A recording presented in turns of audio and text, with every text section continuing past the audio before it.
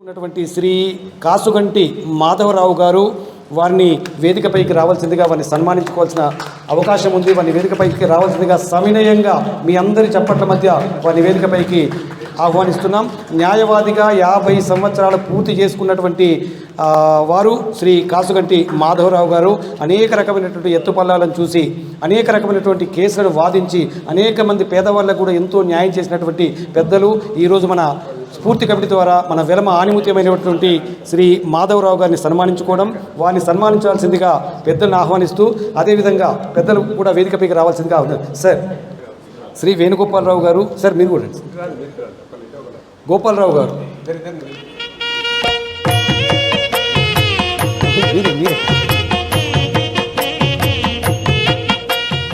గత 50 సంవత్సరాలుగా న్యాయవాదిగా కొనసాగుతూ చక్కటి న్యాయ సలహాలు ఇస్తూ అనేక మంది వెలమలకు స్ఫూర్తిదాతగా నిలిచినటువంటి శ్రీ కాసుగంటి మాధవరావు గారిని సన్మానించుకోవడం అది మా స్ఫూర్తి కమిటీకి దక్కడం అదృష్టంగా భావిస్తున్నాం. Thank you sir.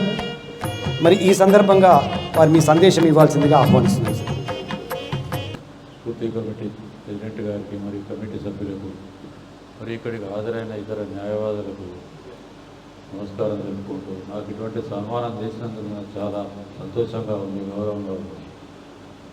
ముఖ్యంగా నేను 1974 ఆగస్టు నుండి న్యాయవాద వృత్తి మొదలుపెట్టినాను. అప్పుడు మా సీనియర్ హనుమంతరావు గారి దగ్గర మరియు జేఆర్ గోపాలరావు దగ్గర నేను జూనియర్గా పనిచేసి ప్రొఫెషన్కు అంకితభావంతో పనిచేశాను.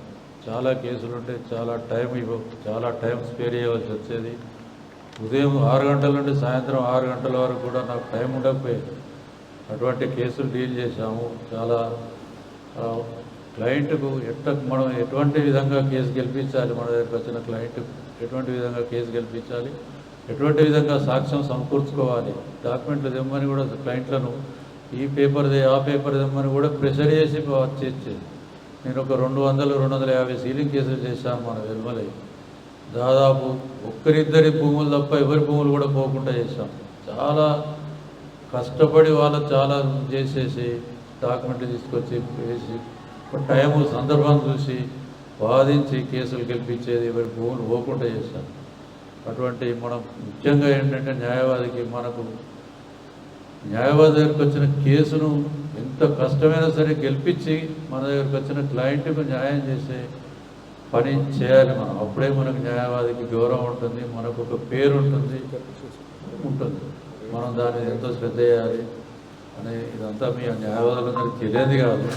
ఇటువంటి సన్మానం చేసినందుకు నాకు ఈ కమిటీ వారికి నేను చాలా కృతజ్ఞతలు ఉంటున్నాను.